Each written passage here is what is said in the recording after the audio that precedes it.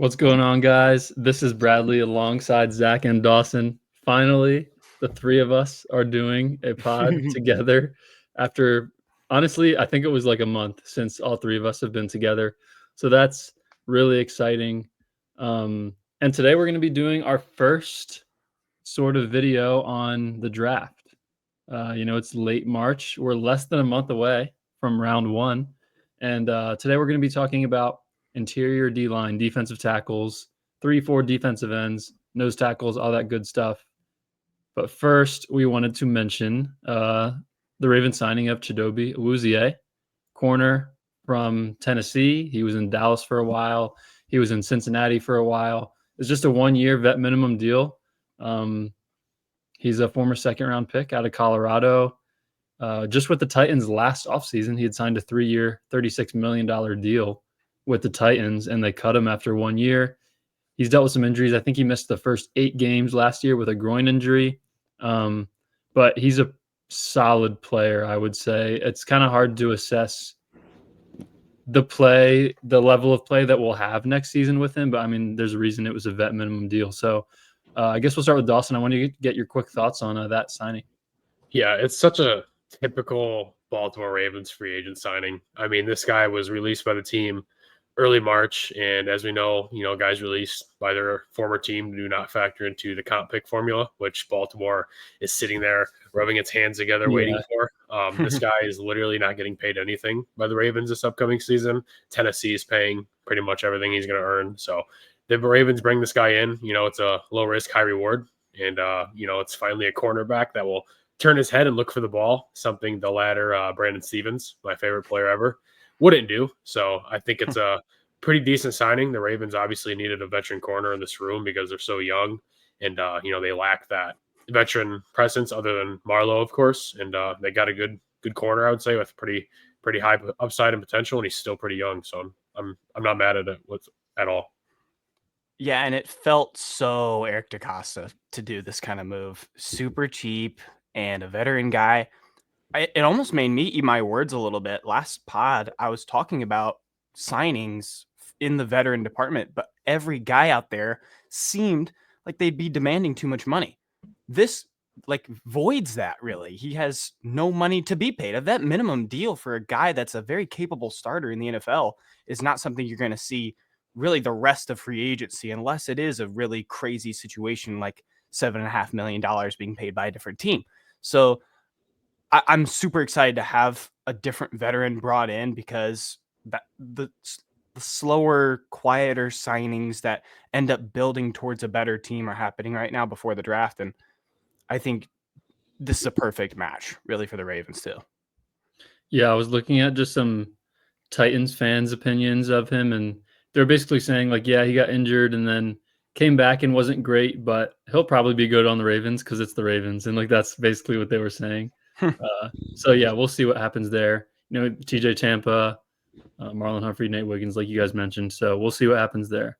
But just, eliminating the need of taking a certain position round one, right? And that's why the Ravens might be able to take one of these guys in round one, these defensive tackles. I guess we'll start with, like, how you guys feel about the current Ravens defensive line room, and maybe how you think it could possibly be addressed through the rest of the offseason. Zach, we'll start with you. Well, it's important to fill the void that Michael Pierce has left with his retirement. That's the biggest key in solving the interior D-line. I think you're so confident with people like Matabike and Travis Jones. They're such good D linemen. It's just, how can you polish it off and create the perfect interior D-line room? And I think that's where a few of these guys are coming into play. It seems like the later in the first round guys, and even I like a few of the day 2 guys, have potential to end up on the Ravens because we have had success drafting D linemen in the past. And because if you don't have a Michael Pierce, who is literally, as I was always calling him, a brick wall of a run stopper in the middle, can you completely address in the draft a guy that does that, completely stop the run? Or do you go after a guy that's similar to a Madubuike build, because there's a few of those guys in the draft. So do you want more pass rush, or do you really value in stopping the run? I think the draft is the perfect answer in which you can get either one of those guys, especially if the veterans out there are demanding a little more money. So it's my dream. It's funny that we start with the interior D line. It's my dream for the Ravens to get an interior D lineman, I think, day one. Yeah, you said that perfectly, Zach. I like that you kind of reminisced on the past that the Ravens do have developing this position, and especially in the mid to late rounds, it's been incredible. And you got two guys in Justin Madubuike and Travis Jones that, like you mentioned as well, the Ravens are extremely confident in. And they know, like we've said with other positions, they kind of have the core pieces, the foundation built across the interior right there. And you're basically just looking to add one more piece, filling the void, like you mentioned, of Michael Pierce retiring. And there's kind of two different ways the Ravens can go about this, like you said as well, is you can look for a pass rush element, or you can look to fill the void that specifically Michael Pierce, with the run stop, you could fill that. So this class is stacked with all sorts of raw talent, different prototypes, different players, all different sizes. So they all have certain aspects of their game that they excel in, and ones that are raw that need to be developed. So the Ravens have a couple different options here. It could be first round, second round, or late round. But given that, the whole D line as a whole is something I'm sure the Ravens probably want to, get better at. And that includes the interior as well. I bet the Ravens are looking at some of these guys early on in the draft, and I'm excited to get into it and see who, we feel as a fan base would fit this team well. Yeah, like we're obviously not going to be doing videos on quarterbacks or running backs in terms of draft. And if Michael Pierce didn't retire, we might not be doing one on interior D line. Yeah. But, you look at the Eagles and they just continue to draft defensive line guys, edge rushers, and it really doesn't matter how many you have. It's one of those positions where it's like you can't have too many good defensive linemen. And there's so many guys in this class that I'm really intrigued by. And, I guess just to start, I assume a lot of people that watching this are draft fans, and you guys probably know who Mason Graham is, coming out of Michigan. Grinding the Mocks is a website that I really like. It sort of incorporates all mock drafts together that have been sort of culminating recently, and gives us an EDP of expected draft position where they think where mock drafts sort of have an average of him going. And right now, Mason Graham is 6. I think he might even go higher than that with the Jags at 5, maybe even the Patriots at 4 if Cam Ward and Shador both go. So obviously, this is not a Ravens guy at all. There's basically no chance of the Ravens getting him. He's really good.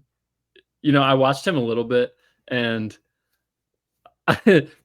my initial thought was sometimes it looks like the guard is going out to block for a screen, when in reality he's trying to block Mason Graham.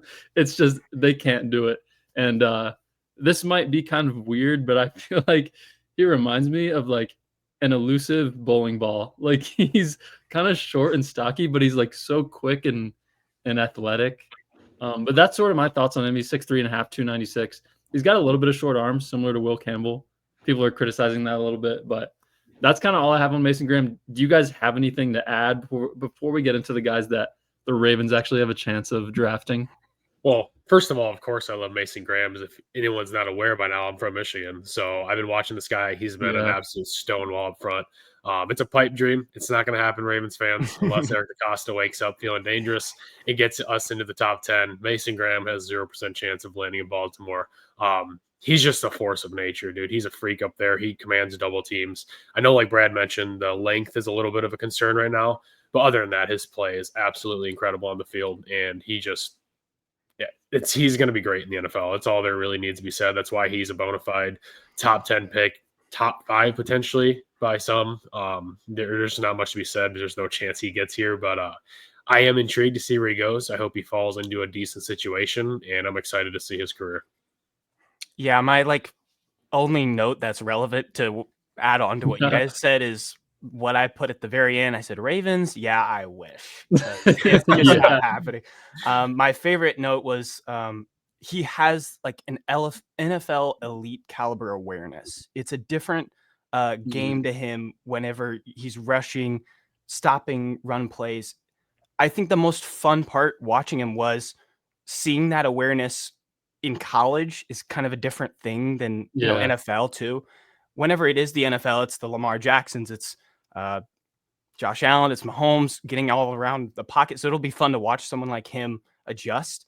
But in the college game, it seemed like he was taking in the game in a different way. I usually see that almost in NBA players. They always say from college to NBA that they see the game change and it almost moves slower. And I think Mason Graham is starting to play like that, and he's still in college. So pretty high on him.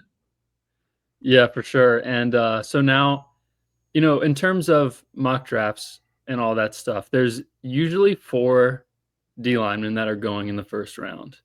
It's Kenneth Grant out of Michigan, Derrick Harmon out of Oregon, and Walter Nolen out of Ole Miss. So we're just going to start, even though I know you guys might have different rankings. We're going to start with the consensus rankings, which Kenneth Grant is maybe by a slight edge, the defensive tackle number 2 for most people. He's sort of projected to go early 20s, but like Dawson said before we started the show, like he could go 11th. He could go, 24th. We don't really know. But I guess, Dawson, we'll start with you. Where do you have Kenneth Grant ranked in your D tackles, and what are your thoughts on him as, the other Michigan guy coming out of this class? I feel like this is only right that we start with the guy that I like the most as far as defensive tackles. I'm a big fan of Kenneth Grant's game. And of course, former teammate, he's the teammate of Mason Graham. So he's also from Michigan. Yeah. He's a freak. His size is incredible. And I think as far as plugging in what we need to in the Ravens defensive line front, the void of Michael Pierce, I think this is probably the best replacement possible as far as these guys, just going off build and prototype. This guy's a massive human being at 6'3", 339. He can develop and do such a good run stopper in the NFL. And if that's what the Ravens want to do and, basically just pencil in another Michael Pierce, this is probably your guy. He stands a little upright at times. I've noticed that at times the offensive lineman will kind of get on him just because he stands so upright and he kind of gets blocked. And it kind of, in a way, takes away his power. But if he can change some habits around and he can learn to get lower, as far as his attack and or point of attack, like this guy could be a freak. And this is a guy that I think is raw. I think there's a lot of development to be had with him. Like you said, or like how you mentioned, Brad, that I said, this guy could go top 15. This guy could go bottom end of round 1, early round 2. It's hard with the NFL draft. You truly never know where these guys are going to go. So, the best guess is this guy's probably going in the first round. I would say he's definitely getting picked. Who knows if he's a second one off the board, but in my eyes, this is a guy I want. If he's there at 27, if I'm the Ravens, I'm heavily considering him just because in my eyes, I think he's the perfect replacement to the guy you lost in Michael Pierce. Just off, impact, size, and, his pedigree alone. I think this is a perfect spot.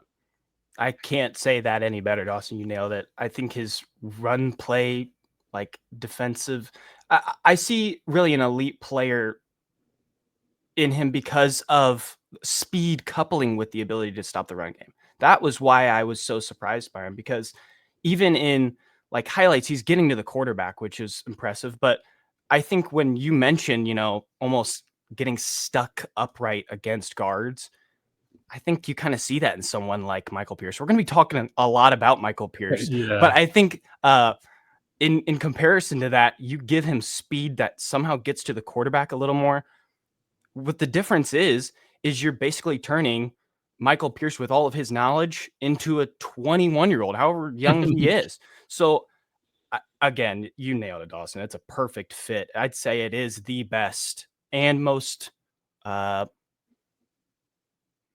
likely, I guess, kind of situation where we get a replacement in a Michael Pierce department, because I don't see him more of a pass rusher guy that helps in that area, but I think he would definitely fill that void in stopping the run. Yeah. When I was watching him, he got an interception on this play I was watching. I can't remember who it was against, but initially, I was like, Michael Pierce got the interception against the Browns this past season.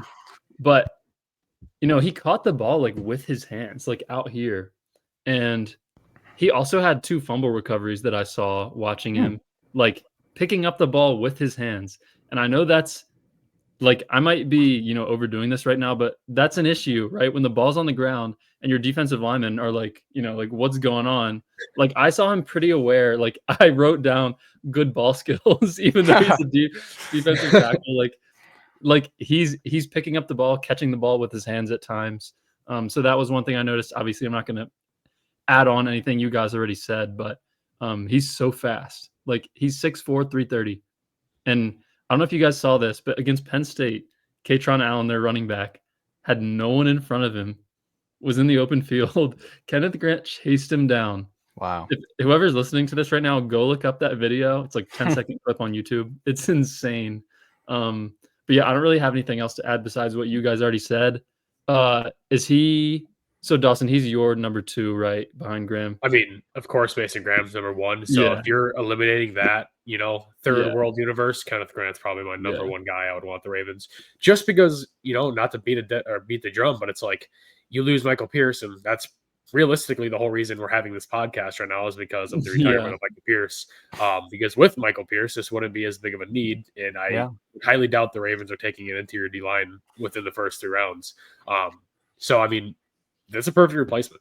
I think it's literally Michael Pierce Jr. essentially, and he plays the same style of game. And I mean, I would love it. I think it would be a match made in heaven in Baltimore. Yeah. And I would love to see how this guy can impact this team. Zach, I believe you have him do you have it at 3? No, Grant, I have it 2. Okay. That was the biggest decision. I don't think we're going to talk about that guy that's at 3 for me next, but we'll see. Yeah. Okay, cool. Yeah. So we all have him at 2.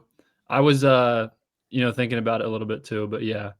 Okay. So I think that's all for Dawson's Michigan guys, but now we're going to get into, so these next 2 guys are really basically at the same spot in terms of who knows where they're going to get drafted. They're kind of late first guys, but I'm seeing like 49ers fans who I think have the 11th pick. They're talking about Walter Nolen. They're talking about Derrick Harmon. So again, these guys could go top 15. They could also go, 35th. But let's see. I guess we'll start with Walter Nolen. I have Walter Nolen, and Zach might be a little surprised by this. I ended up having him at number 3 for my defensive lineman. He's just like, well, so first of all, he's 6'4", he's 296. So he's not as big as some of these other guys. Probably going to be more of a 3 technique, which is like Matabike, play over the guard in between the guard and the tackle. He's like, okay, he's raw. He transferred from Texas A&M, and he was at Ole Miss. So, by the way, he was the number 1 high school recruit over Travis Hunter, Walter Nolen. And, he was solid at A&M, but I guess wasn't doing what the number 1 high school recruit should be doing. He's just so explosive. Like I wrote down when I was watching him, he's satisfying to watch, which is like not normal for a defensive lineman, but like watching him, get pressure was like satisfying to me, just like slowly pushing back the guard. He's like violent. He's explosive to contact. I feel like immediately off the ball, he's getting in the face of the guard. Ole Miss uses him on a lot of stunts. It feels like he doesn't exactly always have a plan in terms of his pass rush. But in terms of talent, like I mean, he probably is more talented than Kenneth Grant. I think in terms of talent, that's why I think Walter Nolen could maybe go top 15 because he is extremely talented, and you could coach him into being like a all-pro, 5-time all-pro defensive lineman. So those are kind of my thoughts on Nolen. We'll go to Dawson now.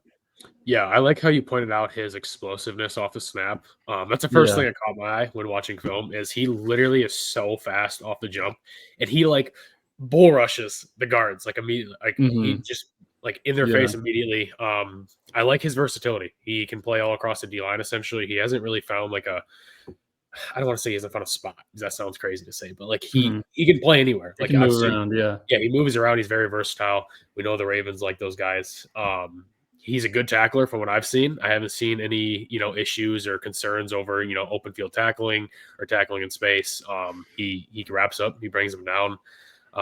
This guy is raw, like you said, Brad. We mentioned in the beginning of this pod, a lot of these guys are raw talents, and they're guys that are going to need development to become, hopefully, a perennial All-Pro, Pro Bowl, or whatever you want to call it. So this is a guy that I think, fits the motto of play like a Raven. He's very aggressive. He's quick. He's shifty.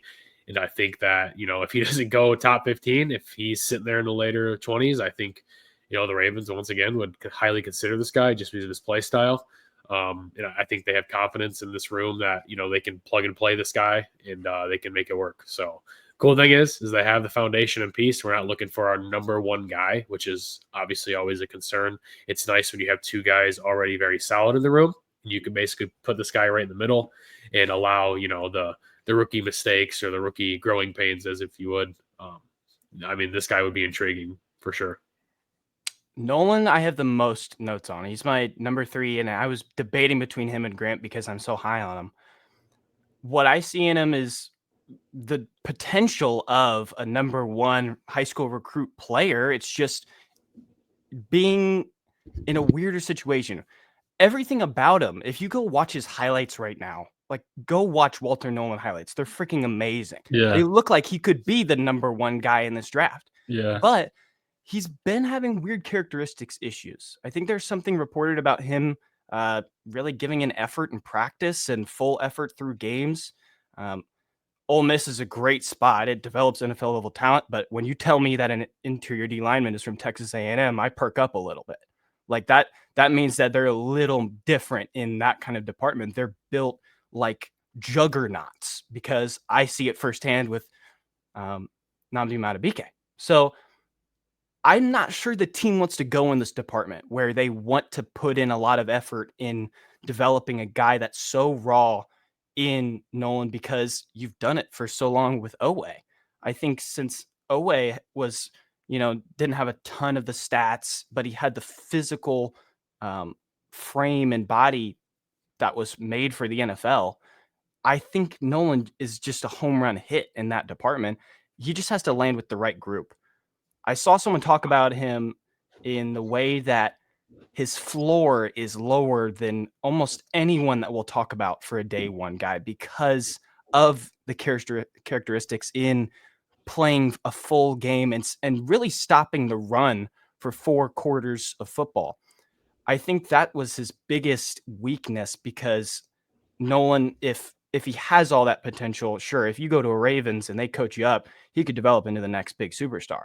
But if you go to, I don't know, I don't want to bash any other team, but if you go to a less, talented and development team, sure, a Cowboys, and you take him really early, he could develop into a superstar because, he's with Micah Parsons in that scenario. But I see so much in a player where his floor is so low, yet his ceiling is so high. It makes me nervous because I hope he ends up in the right spot. I'm so high on him. I want to put him above Grant. If I could do a 2A and 2B, that's exactly what I do.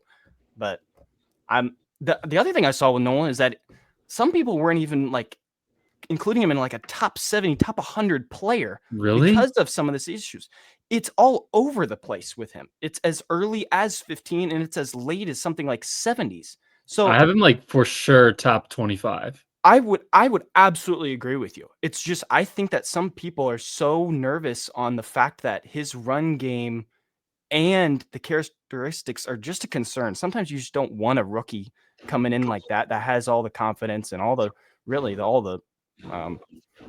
ability to be good and also think of himself too highly. So I don't know.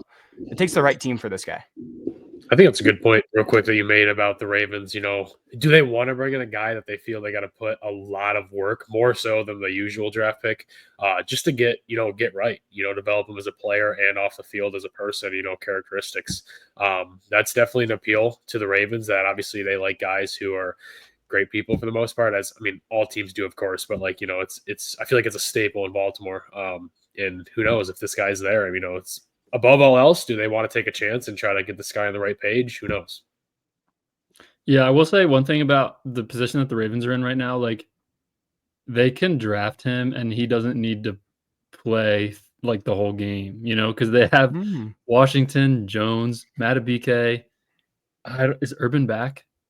But they have Okay, Urban's not on the roster. They have like so many guys. Think about like Marlon Humphrey had on the field concerns, like he was terrible ball skills and stuff like that coming out of Alabama. And like he didn't even really need to play at first. And then, Brandon Carr started playing really bad. And Humphrey came in and like was, in my opinion, elite as a rookie and like the snaps that he got. And you saw this with Wiggins too. Like if the Ravens had like no D line, I would be less excited about taking Nolen, but I'm very confident that like he wouldn't have to play that much and also can get coached up a lot. I think it'd be a great spot for him. Him and Harmon are like kind of tied with me. So, I guess we'll get into Derrick Harmon now out of Oregon. Redshirt junior. He transferred over from Michigan State, 6'4.5", 313. So Derrick Harmon, if you watch his highlights, you're like, why is this guy not a top 10 pick?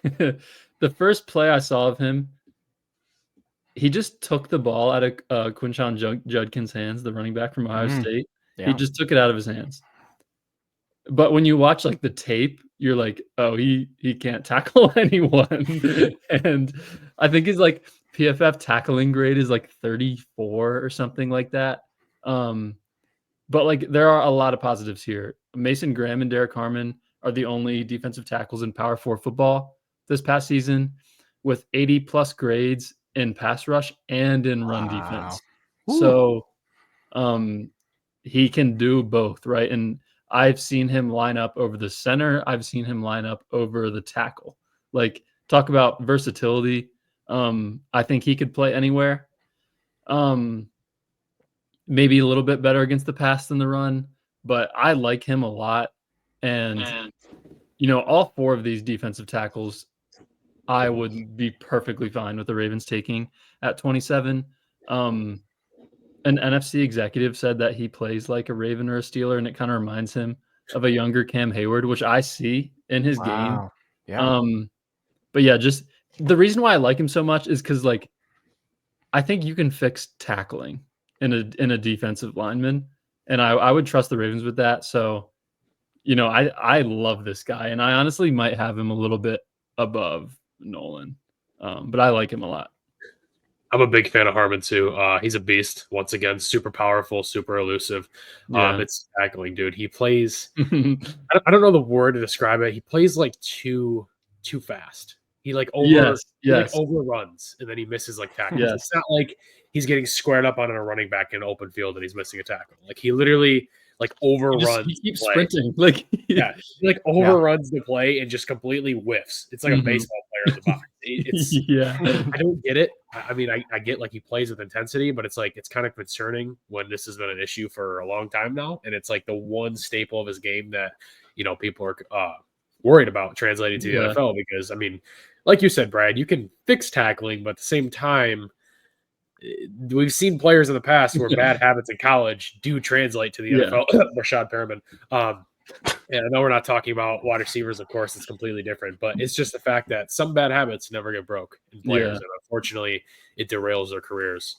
But this guy, dude, he's a freak of nature. I love where he can line up anywhere in the field or across the D-line. He can line up over center, over tackle. And he's very disruptive. He literally bull rushes right through the offensive line at times. I would say the only concern is the tackling, like we said. But this guy is the prototype of a perennial All-Pro in the NFL. He's got all the traits and measurables to be a freak. So if he changes a few, really one bad habit, and if he can better that tackling, I think Baltimore could probably get that out of him. I think this guy would probably be a home run pick at 27. I would be all across it.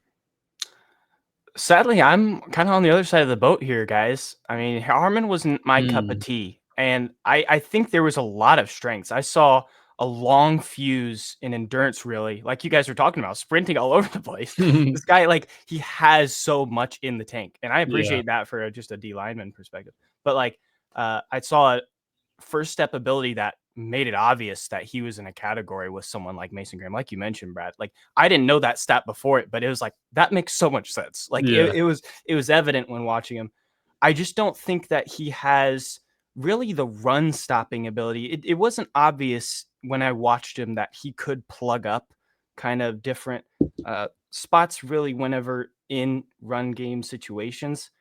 I wasn't blown away by it. It didn't Mhm. make me, and I'm also in this Michael Pierce fix us kind of situation in Yeah. my head that when I don't see those run lanes perfectly sound and ready to be stopped in someone like a Kenneth Grant or Yeah. a guy like Darius Alexander, though that really scared me. I put as my final note for him, it wasn't an ideal fit for me for the Ravens, even Mm. though I did see a lot of good things. I love the pass rush ability. I just didn't feel like he sold me in the run game department personally. Do It's a good point. you have him at number 4, Zach, or no? Yeah, I do. I do. Okay. Yeah. I think there's still a gap like between Yeah. him. I really like Darius Alexander. I really like Tyreek Williams, but I think that's a little more Yeah. of a separator. How would you feel if they took Harmon at 27?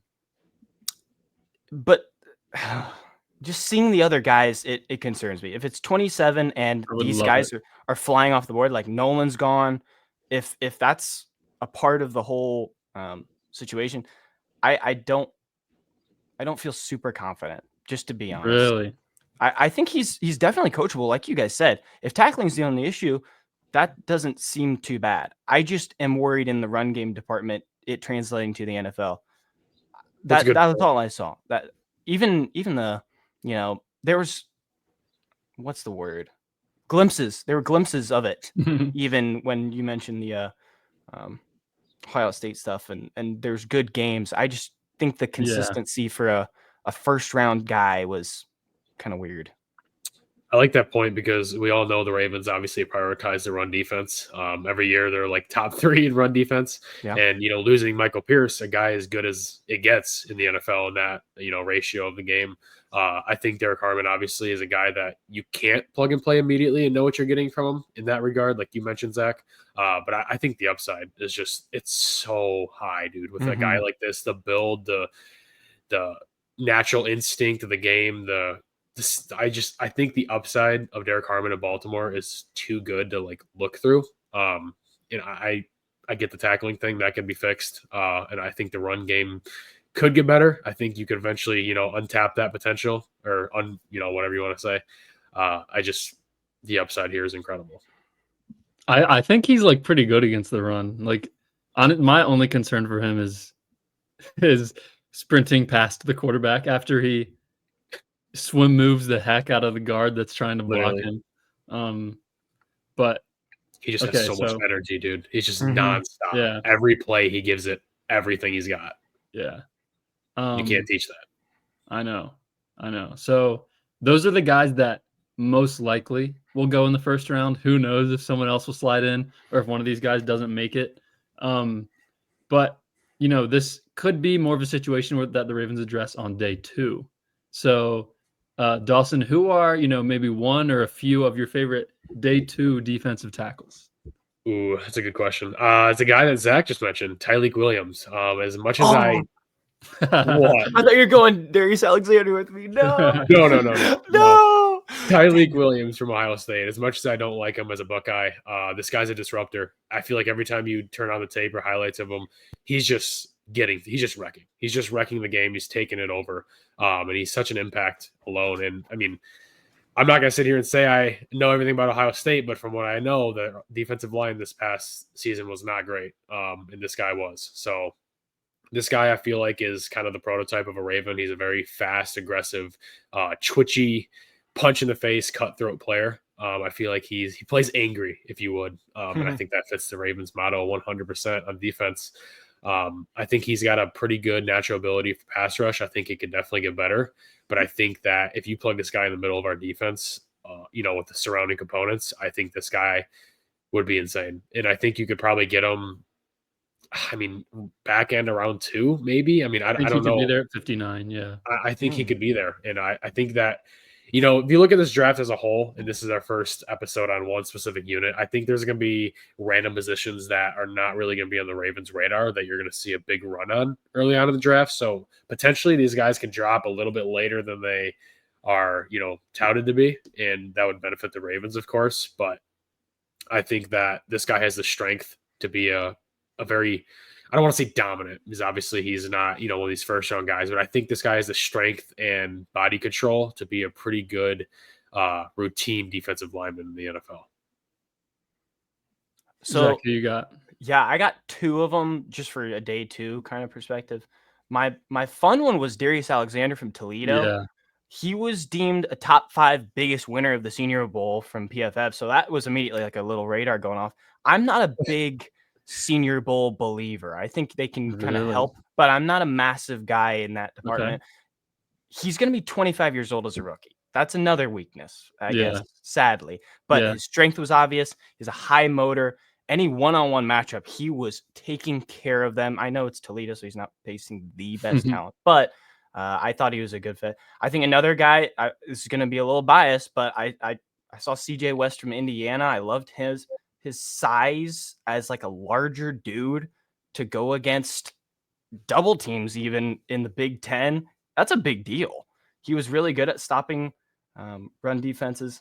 He's 6'2", 317. He could probably get a little bigger to be like the perfect Michael Pierce replacement, because I saw so much of that in him handling double teams and still getting stops in the run game. But I love those two. I think another name was like Alfred Collins from Texas, but I wasn't super high on him. Although a day 2 pick, I think would be worth it. Especially Alfred Collins' run defense, I think could be a good tool. What's funny about Michael Pierce, he's 6 feet tall, but he's 355 pounds. He's just the widest human you'll ever see. And that prototype is hard to find. I don't even know that there is really a guy in this class, but like obviously there's a lot of guys that can play nose tackle and sort of replace what Michael Pierce does. And like that is Travis Jones. But last year the Ravens had Michael Pierce and Travis Jones, so you want to add on to that. I had Alexander written down. I had Tyleik Williams written down. Real quick on Alexander, 6'4", 305. He ran a 4.95 in his 40. Just like these guys are insane athletes. Yeah, like, gosh, it is insane. One guy that you guys didn't mention, this could be. I think I'd still be fine with it at 59. TJ Sanders from South Carolina. Glad you said him. Yeah, he's coming out as a junior. Just played 3 years. 6'4", 297. So similar size to Walter Nolen. Not like a massive guy. Probably going to be a 3 technique in the NFL. Played basketball in high school, like almost like player of the year honors in high school basketball. So he's really athletic. First team all SEC in 2024. 7 tackle for losses, 4 sacks last year. He's a guy I would love at 59. Everyone that we've mentioned, besides some of those later guys Zach talked about, Alexander, Williams, Sanders, I'd love any of them at 59. So yeah, you guys have any other day 2 guys, or should we move on to day 3, rounds 4 through 7? Sure, yeah. Cool. So I have 2 guys. I'll talk about one, then kick it to you guys, and then talk about the other. So as some of our viewers know, I'm a student at Virginia Tech, and Aeneas Peebles is a guy that has been a great player for us just this season. He transferred in from Duke. He is 6 feet tall, so he's not super big. He's 282. That's what he weighed in at the combine. So size is lacking a little bit, but he's like a good player. He played 4 years at Duke. His 5th year was at Tech. He's got a pretty nice bag in the pass rush department, in my opinion. I think he's a guy that probably will go in the 4th round, maybe 5th. And I think he'll probably outperform where he was drafted, similar to what we've seen from Roderick Washington. Been like a pretty solid player. And I think Peebles would be a nice pick for the Ravens. He's got a solid spin move. I just like his pass rush ability, and he's also solid against the run. Like I said, a little small, but so is our Darius Washington. You know what I mean? So you can't always make that the end all be all.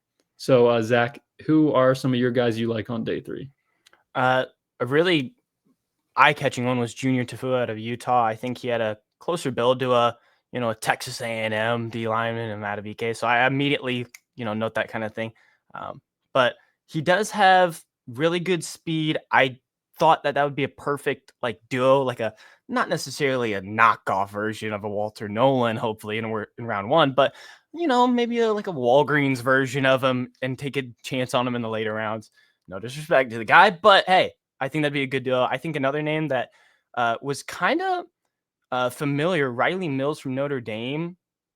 He's a potential player for Notre Dame or for really the NFL, not Notre Dame. I'm sorry, but I don't know. I wasn't really blown away with anything that he did besides improving over year to year, and I think he's worth maybe a late pick. Yeah, I'll just repeat what Zach just said. Riley Mills out of Notre Dame. He took it right off. Did you pick those same two? No, I just picked Riley Mills. Well, I'm sorry, dude. No, you're good. Dawson was not happy. I think his pass rush element's very encouraging, and he's gotten better every single year. I think I want to say I don't know how to say it, but he's not like a consistent like threat in a pass rush game. It's not like every single game like you know what you're getting. It's very spotty, spontaneous, and I think that he can come in probably as a 4th, 5th round pick and be a day one contributor as a rotational piece within the whole room. He's not the plug and play starter across the center day one, but I think this guy just offers a little bit more upside than some of these other guys. And I think the Ravens obviously want to benefit from getting a guy who can rush the passer because Madubuike is, the first guy we've had in a long time that can actually rush the passer from across the center. And I think it's very encouraging. And I think that the Ravens would like to get another guy like that.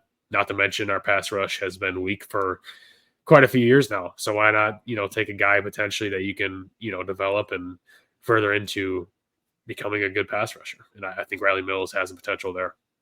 Yeah. Okay. So I have one more guy, and I'm glad neither of you mentioned him. So he's probably going to be a 5th or a 6th rounder, maybe even a 7th. His name is Cam Jackson. He's from Florida. He is Florida. A nose tackle. He is 6'6". Oh, 328. So that's sort of what I thought. That's sort of what caught my eye. I wanted to talk about him. He played 3 years at Memphis, 2 years at Florida. So another 5th-year guy. This is probably the last year. By the way, we're going to see a lot of 5th years because of the COVID year being 4 or 5 years ago. He's just like a run stuffer. He's not going to be rushing the passer. But I think this could be a guy that fills in that like backup nose tackle spot if the Ravens want to draft him. I mean, 6'6" is insane for a nose tackle. Obviously he's not super quick or anything, but I thought that was an intriguing prospect to me that Ravens could grab with one of their 19 6th round picks if they want to. So can't teach freakish size. Yeah, exactly. So I guess with that, we'll now get into what do you think the Ravens are going to do? What would you do if you were Eric DeCosta? I guess we'll start with Zach to sort of, I guess just brainstorm what you think might end up happening with D-line this draft. I keep thinking of the plethora of 6th and 5th and 7th, whatever. Really 11 picks in this draft. It's hard to imagine even like a mock draft of really the Ravens thinking of 11 guys to draft. So I hope that they use maybe even a little bit to move up in one of the rounds. I think that could be used on a potential D lineman because it's one of the positions where you can do best available. You don't need it though. Like Broderick, Travis, and Madubuike, we would be happy with that if that's what they decided was the group. If the front office was confident in that group, then we'd be like, all right, perfect. That's a great 3. The only other side of it is if Ravens fans are so loud on the pass rush department, I think an interior D lineman that has a force of it is very under the radar right now because there was some discussion on Twitter between getting a pass rusher, like do the Ravens need one, and the stats that the Ravens are always in the top, so their system is usually what carries it. There's a little dilemma in the D-line room because of that, because of an OA expiring deal, because of losing Michael Pierce.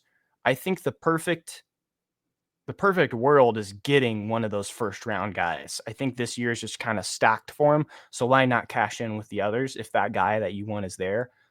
And maybe take a chance on another guy. If someone like Brett Urban's not going to be there anymore, along with Michael Pierce, maybe you need another young guy to also fill in that void because you have 3 capable veteran guys technically in the room already. So I think that they'll do this. I think they'll go a route to help the D-line. I'd like it to be interior because, like I said at the very beginning, interior D-line is probably my favorite, best player available situation for the Ravens this time. But I think that that they could just be playing the cards, trying to see if someone they like higher is there.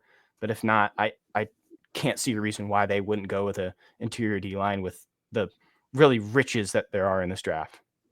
Yeah, I think we're all pretty confident if, the core of Matabike, Jones, and Broderick is, the three units that were marching out there week 1. I think we would be confident in the interior of that defensive line. But I think that if you're going to ask me what I would like the Ravens to do, I would like Mr. Eric DeCosta to do what he's done this free agency with wide receiver and cornerback. And I would like him to make a signing before the draft, basically not bandaging, but shoring up the position a little bit so it doesn't force you into an erotic decision on draft night, taking a player that you probably don't need to take that high as far as position wise. So if that's a signing like Brent Urban, I would be all for it. And you can obviously get him back on a pretty nice team friendly deal. And I think he's a productive player that I would feel really good about having back, especially as a depth piece, allowing the Ravens to look elsewhere on draft night if that's the case. Or I would call Mr. Former Raven Calais Campbell and ask what he wants to come back to Baltimore. I would be all for bringing back Big CC, make a run at the ring that he deserves. And I think he's a very productive player still at this age. Again, I think this is a guy you can get at a pretty team-friendly deal for his productivity.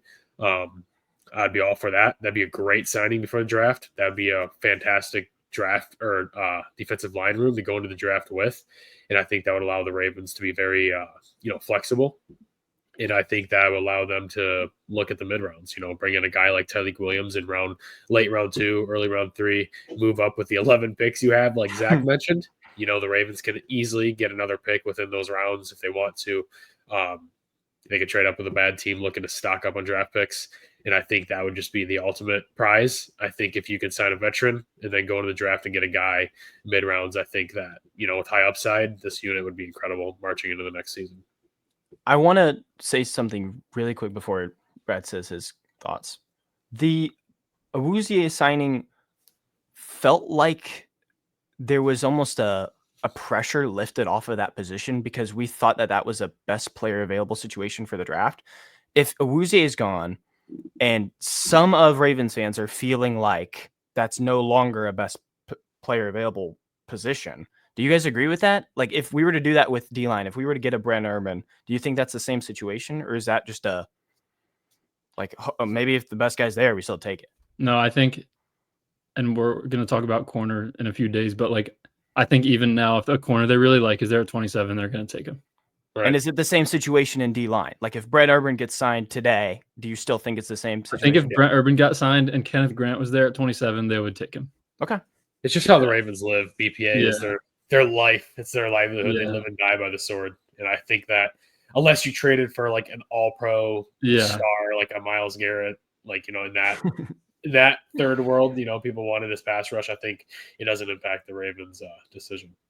Yeah, that's how I feel. And basically, I agree with everything you guys said. We already mentioned this. The 4 guys we talked about: Graham, Harmon, Nolen, Grant. I'd be thrilled with any of them at 27. If it's not that, I would love, those second round guys we talked about. I think if you get, a guard or a corner in round 1, and then you get a TJ Sanders at 59, I think that's a really good first 2 rounds. But also I think there's a lot of day 3 guys I like too. So, but I would like them, if they don't sign anyone, I would like them to address this before Saturday of the draft. I think that's what I would do. So yeah. I think that wraps it up for us with our D-line NFL draft preview. I appreciate you guys for watching. If you're still here, we appreciate all the support.